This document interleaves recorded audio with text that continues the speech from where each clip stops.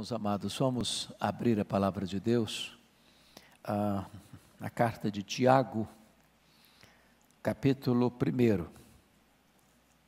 Tiago, capítulo 1. Nós leremos a partir do verso 16 ao verso 27. Tiago, capítulo 1. Versos 16 a 27. Tiago diz assim: não vos enganeis, meus amados irmãos, toda boa dádiva e todo dom perfeito são lá do alto, descendo do Pai das luzes, em quem não pode existir variação ou sombra de mudança. Pois segundo o seu querer, Ele nos gerou pela palavra da verdade, para que fôssemos como que primícias das suas criaturas. Sabeis estas coisas, meus amados irmãos. Todo homem, pois, seja pronto para ouvir, tardio para falar, tardio para se irar. Porque a ira do homem não produz a justiça de Deus.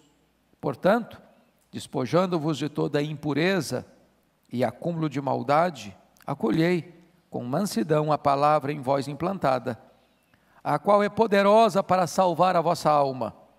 Tornai-vos, pois, praticantes da palavra, e não somente ouvintes, enganando-vos a vós mesmos. Porque se alguém é ouvinte da palavra e não praticante, assemelha-se ao homem que contempla num espelho o seu rosto natural, pois a si mesmo se contempla e se retira, e para logo se esquece de como era a sua aparência. Mas aquele que considera atentamente na lei perfeita, a lei da liberdade, e nela persevera, não sendo ouvinte negligente, mas operoso praticante, esse será bem-aventurado no que realizar. Se alguém supõe ser religioso, deixando de refrear a língua, antes, enganando o próprio coração, a sua religião é vã. A religião pura e sem mácula para com o nosso Deus e Pai é esta: visitar os órfãos e as viúvas nas suas tribulações, e a si mesmo guardar-se incontaminado do mundo. Todos vocês sabem que Tiago é chamado de o livro de Provérbios do Novo Testamento. Tiago tem um aspecto muito prático na sua abordagem, e nesse texto, ele está tratando conosco daquilo que poderíamos chamar os sinais, ou as evidências, ou as provas da verdadeira religião. E talvez a grande preocupação de Tiago no texto lido é alertar-nos acerca daquilo que se chama de auto-engano. Se não, vejamos. Versículo 16, ele diz: não vos enganeis, meus amados irmãos. Ele está preocupado com isso, de você ser zeloso numa expressão religiosa, sincero na sua expressão religiosa, mas está enganado.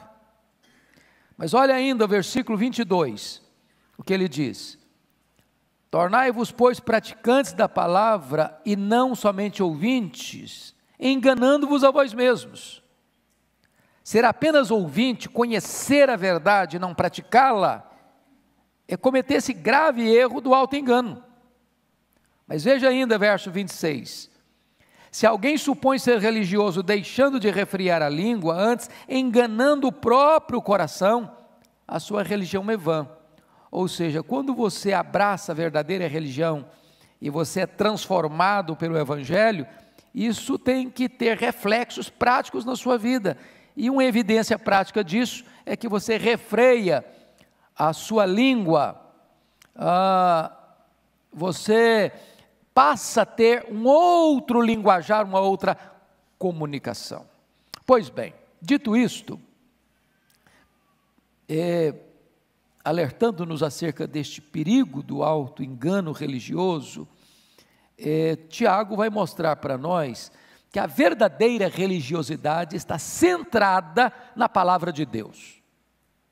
E aí eu quero chamar sua atenção para alguns pontos. Primeiro, o crente verdadeiro tem a sua vida centrada na palavra de Deus. Como assim? Primeiro, ele nasce da palavra. Olha o versículo 18 comigo. pois segundo o seu querer, Ele nos gerou pela palavra da verdade. Irmãos, aqui a palavra de Deus é uma semente. E essa semente um dia foi semeada no seu, no meu, no nosso coração. E essa semente é a verdade de Deus. E essa semente vai brotando dentro de nós, e essa semente vai produzindo em nós uma nova vida. Acontece um milagre, porque a semente é semeada, vem o Espírito Santo, fertiliza essa semente, e você nasce de novo, você nasce dessa semente, você nasce da palavra de Deus. Você recebe uma nova natureza, você recebe uma nova vida. A fé vem pelo ouvir, e ouvir a palavra de Deus. Então não há verdadeira religião onde não tem palavra de Deus, onde a palavra de Deus não é pregada, onde a palavra de Deus não é crida, onde você não nasce dessa palavra. Aí não tem cristianismo genuíno, não tem religião verdadeira. Mas há uma segunda coisa, essa palavra não apenas nós nascemos da palavra de Deus, mas o crente verdadeiro, ele acolhe a palavra de Deus. Olha comigo o versículo 21, por favor. Portanto, despojando-vos de toda impureza e acúmulo de maldade, acolhei com mansidão a palavra em vós implantada, a qual é poderosa para salvar a vossa alma. E aqui tem alguns pontos que eu chamo a sua atenção, porque continua a figura da semente, a palavra de Deus como semente. Agora, para essa semente brotar, frutificar, tem algumas coisas que são necessárias. Primeiro, a preparação necessária para receber a palavra. Ele diz assim: portanto, despojando-vos de toda impureza e acúmulo da maldade. Se eu guardo no coração impureza, se tem maldade sendo ruminada no meu coração, processada no meu coração, eu estou despreparado para essa semeadura. É como um lavrador. Nenhum agricultor semeia o seu campo sem antes preparar o terreno. Se tem ervas daninhas lá, se o terreno não está limpo, se o terreno não está preparado, se o terreno não está adubado, se o terreno não está molhado, então não se deve lançar semente, porque não vai produzir. Então a primeira coisa é preparar o terreno. E aqui tem uma coisa, irmãos, que nós precisamos parar um pouquinho para perceber para o próprio culto. Agora vamos falar de crente. Você precisa se preparar para vir para a igreja. Você precisa pedir a Deus: Deus, eu quero ir para a tua casa e acolher a tua palavra. Porque de repente a palavra é semeada e o seu coração está aí, habitado por outras coisas, impureza, maldade. E aí você vem, você volta e não acontece nada. Porque não houve espaço no seu coração para acolher, não houve preparo adequado. Mas veja você, que existe, em segundo lugar, além da preparação adequada, existe também uma atitude requerida para receber essa palavra. O versículo 21 diz o seguinte: acolhei com mansidão a palavra em vós implantada. O que é acolher com mansidão?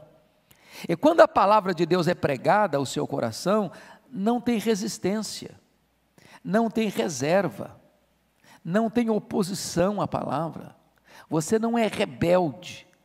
Deus, eu quero obedecer, Deus, eu quero acolher, Deus, eu quero para mim, Deus, eu preciso dessa palavra, Deus, eu acolho essa palavra, eu não rejeito, eu quero viver de acordo com essa palavra. E você, ao ouvir essa mensagem, você acolhe com mansidão, com mansidão. Mas qual é o resultado de você receber essa palavra? Olha comigo, versículo 21, na parte final, diz assim: a qual é poderosa para salvar a vossa alma.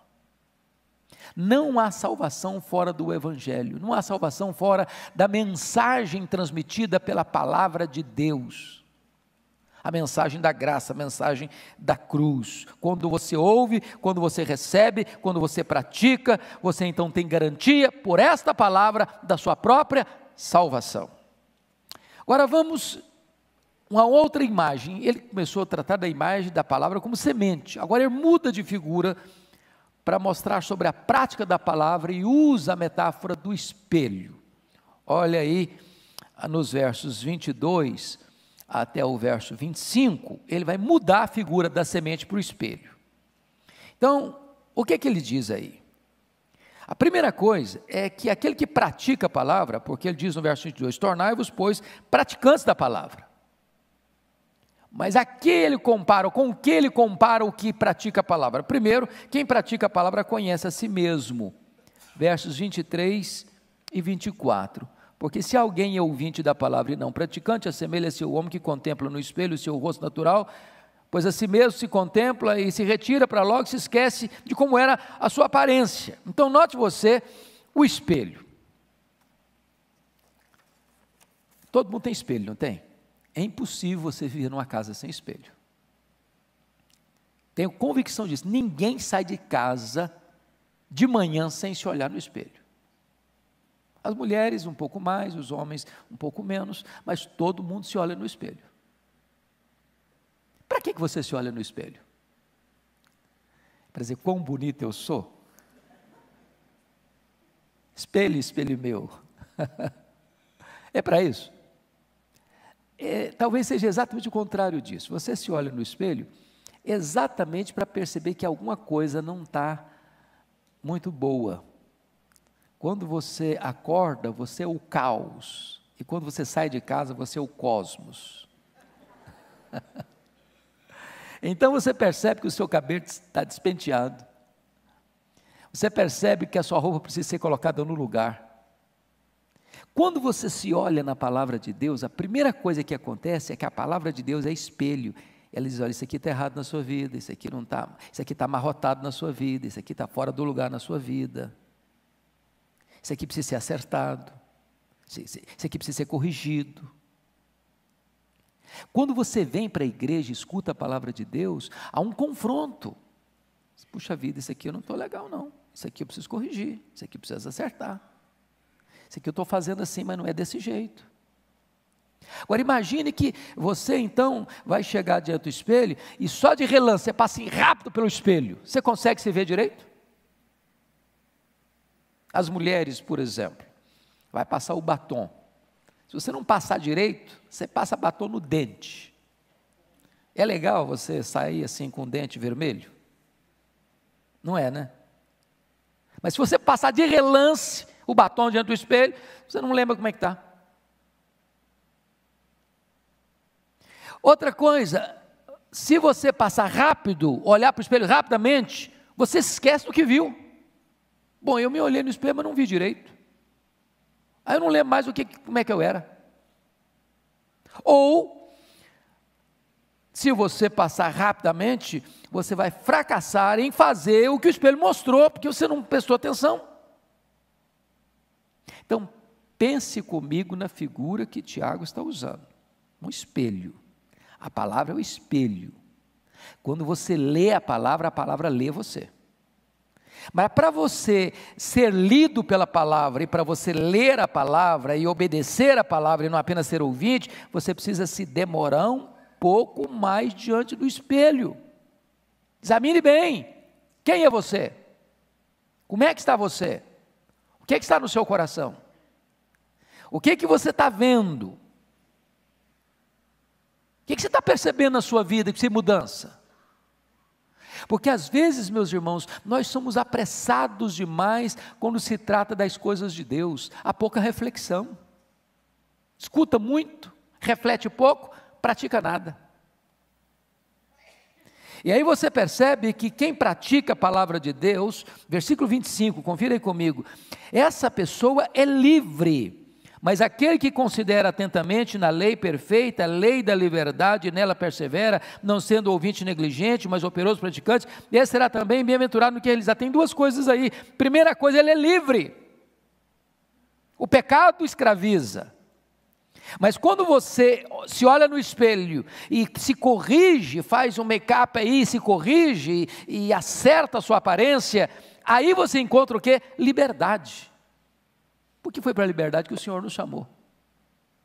Mas tem mais, quando você pratica a palavra de Deus, além de você ser uma pessoa livre, você é uma pessoa bem-aventurada, feliz. Em tudo que você fizer, vai dar certo. Porque você está afinado com o propósito e com o projeto de Deus na sua vida. Pois bem, agora vamos para um segundo aspecto do texto. O crente verdadeiro, ele tem relacionamentos governados pela palavra de Deus. Versículos 19 aí e 20, ele vai nos informar: sabeis estas coisas, meus amados, todo homem esteja pronto para ouvir. E aqui, pronto para ouvir também a palavra de Deus, e pronto para ouvir também uns aos outros. Segundo, essa pessoa, ela não apenas está pronta para ouvir a palavra de Deus, e pronta para ouvir o seu irmão, o seu marido, a sua esposa, os seus filhos, seus pais, mas ela é tardia para falar. Aqui já é a mudança que a palavra produz, já é a sabedoria que ela nos ensina, porque quanto mais sábio você for, menos você fala, mais você escuta. Quanto mais tolo eu for, mais eu quero falar, menos eu quero ouvir. E notem vocês que nós precisamos ser prontos para ouvir, mas tardios para falar. Falar na hora certa, com a motivação certa, com a pessoa certa, na hora certa, a palavra certa. Mas ainda mais, quando a palavra de Deus vai produzindo essa mudança na sua vida, você vai ser tardio para se irar. Eu não vou falar se você se ira dentro de casa, ou com seus irmãos, porque isso não é se, é quando, né? Eu não vou nem falar se você às vezes se irou com a sua mulher ou com o seu marido. Isso não é se, é quando, né? Como é que você lida com isso? Como é que você lida com a ira? Eu já disse num encontro de casais, uma experiência que eu tive lá em Charlotte, na Carolina do Norte, quando visitei o museu do Dr. Billy Graham. E foi no ano que a dona Ruth morreu que eu fiz essa visita. E das muitas histórias que eu vi lá, a que mais me chamou a atenção é que um dia perguntaram para a dona Ruth, esposa do Billy Graham: Dona Ruth, alguma vez a senhora pensou em se divorciar do Dr. Billy Graham?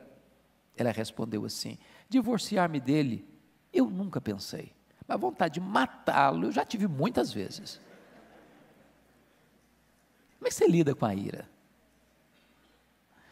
E a única maneira de você lidar com a ira, em vez de você explodir, ou de você armazenar, de você perdoar. Sem isso, irmãos, não tem casamento. Não tem. Se você acha que você casou, aí você vai viver 50 anos sem nunca ter uma tensão com seu marido, com sua mulher, isso não é real não, você é filho de Adão. Você tem uma natureza pecaminosa. Tem ruídos de comunicação. Mas um crente que pratica a palavra de Deus, ele, em vez de se irar com muita facilidade, ser estupim curto, ser pólvora seca pura, ser igual o leitinho, bateu, tomou, você é calmo, você aguenta, a raiva passa, a sensatez volta, e a comunhão é preservada. Mas ainda, em terceiro lugar, o crente verdadeiro, ele tem, em terceiro lugar, o crente verdadeiro tem suas ações religiosas dirigidas pela palavra de Deus. Olha comigo os versículos 26 e 27. Primeira coisa, meus irmãos, ele tem controle na sua comunicação, na sua língua. Olha o versículo 26 comigo, você pode ler? Vamos juntos? Se alguém supõe ser religioso, deixando de refrear a língua, antes enganando o próprio coração, a sua religião é vã. Meus amados, refrear a língua é apenas um órgão do nosso corpo, não é verdade? É um músculo, então, talvez nós diríamos uma linguagem mais nossa, refrear o nosso ímpeto, o nosso temperamento. Às vezes há pessoas mais explosivas do que outras, mais temperamentais do que outras, mais sanguíneas do que outras, pessoas que diante de uma situação elas se exasperam com mais facilidade, e às vezes falam para depois pensar, E refrear a língua tem a ideia o seguinte: palavra dita não pode ser mais palavra recolhida, porque não dá para você trazer de volta aquilo que você falou. É muito comum nas relações humanas você dizer o seguinte, no meio político isso está muito comum, escutar isso todo dia: eu falei, mas a minha intenção não era essa. Bom, ninguém consegue ler a sua intenção, só Deus. As pessoas só conseguem ouvir as suas palavras. Então, Tiago não está tratando aqui da essência do Evangelho, da religião, ele está tratando aqui da prática do Evangelho, da visibilidade do Evangelho, das consequências naturais do Evangelho. Você é crente mesmo? Como é que você prova isso? Não é só naquilo que você escuta que você sabe, é como você pratica isso, como você exterioriza isso, é como você deixa isso claro no seu testemunho, na sua prática de vida, dentro da sua casa, nos seus relacionamentos.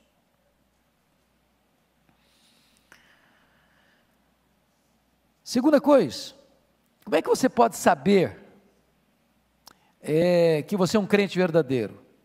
Não só essa pessoa tem controle da sua língua, mas ela tem retidão pessoal. Olha o versículo 27.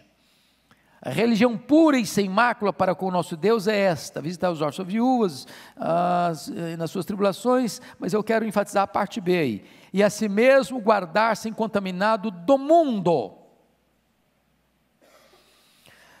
Irmãos amados, veja bem, mundo aqui, prestemos atenção, não é legalismo de não pode ir em tal lugar, não pode ir na praia, não pode usar um adereço, um brinco, um colar, a mulher não pode usar um batom, não pode usar uma calça comprida, não pode usar determinada roupa, estilo de roupa.